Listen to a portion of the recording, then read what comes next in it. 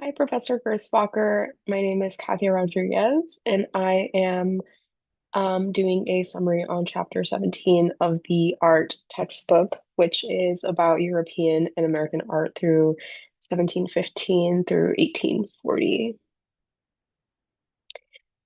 So the chapter starts out, and we begin in the early 18th century, which kind of starts the emergence of the Rococo art style.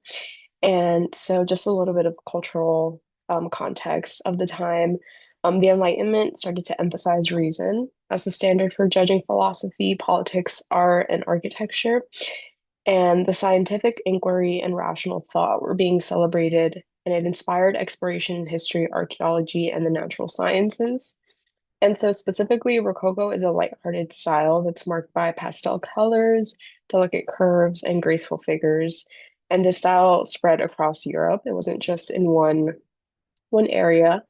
Another kind of like cultural shift that was happening at this time was that art was going from something that was exclusively enjoyed by wealthy aristocrats, and instead it went from that to something that could be enjoyed by other people, including the growing middle class in Europe.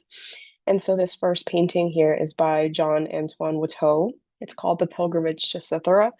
And specifically in this painting, it's portraying elegantly dressed couples in an idealized and theatrical landscape on the mythical island of love. And so this is able to blend romantic fantasy with the gentle melancholy feeling of the Rococo style.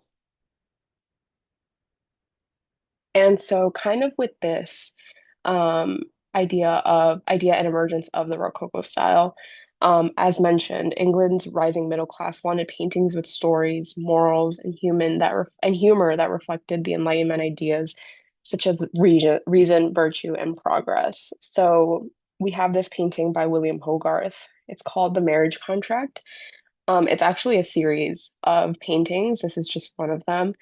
And we can see the Rococo art style that's being reflected in the background of these paintings. And so, this series of paintings by Hogarth is satiricizing arranged marriages among the wealthy. It's creating kind of that humor behind what was once considered the norm in Europe. And so, this painting is able to blend the detailed realism of Dutch art with the relaxed style of Rococo. And in this first scene, we're able to see a self-absorbed nobleman's son and a merchant's daughter trapped in a loveless union arranged for status and money, leading through later scenes to betrayal, murder, and suicide. So it's kind of telling this humorous, satirical story through a series of paintings, not just one. But here is where we kind of see that, like, you know, very soft style of Rococo mixed with older styles of Dutch art. And as we begin to see this sort of cultural conversation happening about what was once normal and what isn't, we have this ceramic carving by William Hackwood for Josiah Wedgwood. And here we're able to see how someone like Josiah Wedgwood is able to use his craft for social change by commissioning a medallion for an enslaved man in chains with the words carved on it saying, "Am I not a man and a brother?" And this was in order to reflect his support for the abolitionist movement.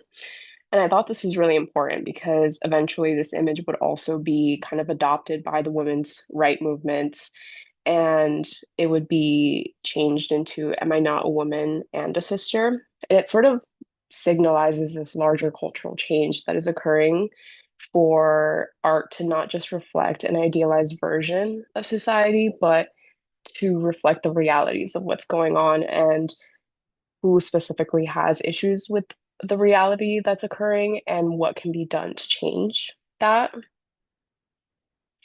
And so as we go through the chapter, we go kind of into the mid 18th century, and here we're able to see this sort of emergence of neoclassicism and the roots of the beginning of Romanticism eventually. So neoclassicism is initially inspired by ancient Greek and Roman art, and really it performs at its best when it's emphasizing idealized figures and also promoting order and restraint. So, for example, some of the major key points of neoclassicism is this idea of valuing moral virtue, patriotism, courage, And it's able to do it through like precise brushwork, balanced compositions, and controlled emotions. So here we have Jacques-Louis David. Hopefully I pronounced that right. And it's the Oath of Harari. It was inspired by Cornell's Horace and ancient Rome, but David's version shows a father making his son swear to fight for Rome, and it sort of settles their determination against the women's heartbreak in a clean and balanced layout. So this isn't a specific scene that actually happened, but David was able to use his own artistic creativity to sort of come up with his own version of what an idealized man is and how he's willing to fight for, his patriotism and display that courage. It's a clear message of putting duty to country above personal feelings, and it hit hard with audiences and later became a powerful symbol for the French Revolution.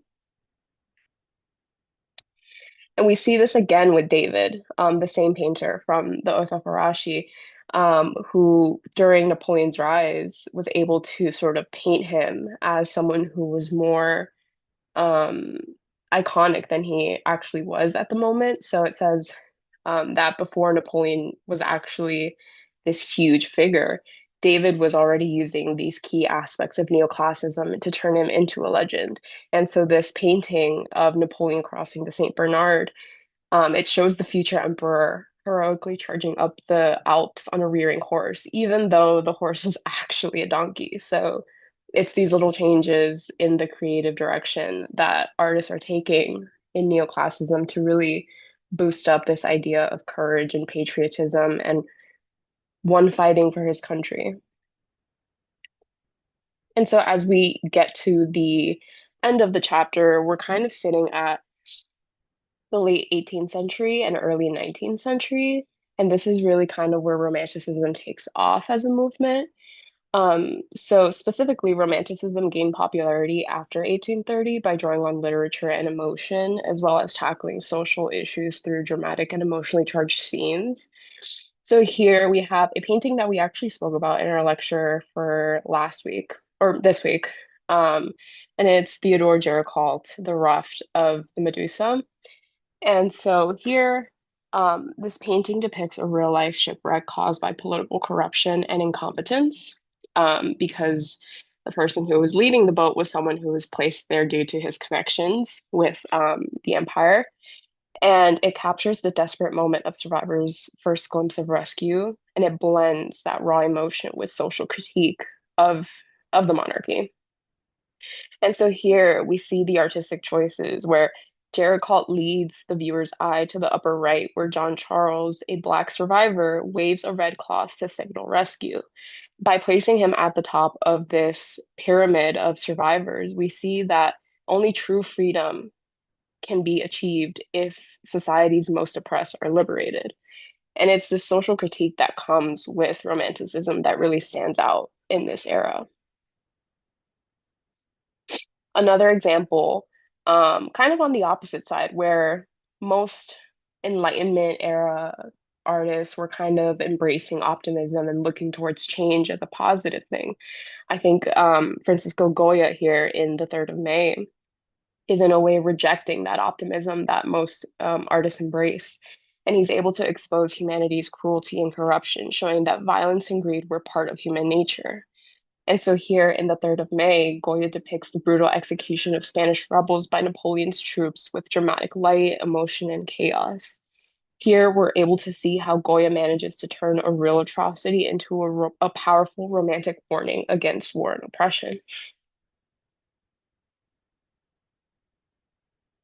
And lastly, um, the chapter kind of ends talking about this landscape painting era where Romanticism really thrived and showed its artistic capabilities. And so here, Romanticism is able to take two main forms. It takes tranquil scenes that celebrated nature's spiritual beauty in response to industrialization, and dramatic depictions of wild, chaotic landscapes meant to evoke awe and a powerful emotion. So here we have John Constable's The White Horse. And it was based on sketches from his walks. And Constable captured the calm, nostalgic scene of rural life using small dabs of white paint to make sunlight spark on the water and trees, hinting at a simpler world fading in industrial England. And I think I chose to end on this specific painting because I think it's still a very relevant topic today, where more and more with climate change and environmental issues, we're seeing how even a world that we lived in 20, 15, 10 years ago is fading away, and our environment is dramatically changing for the worse. And I think it's very interesting as someone now seeing how these issues that we think are so contemporary and are so new were in the back of artists' heads even during the 1819 where this painting was made. And I think it leads to sort of point audiences to really think about where art is going and how art is kind of a constant, even if this painting was made in 1819, it's still a very contemporary issue.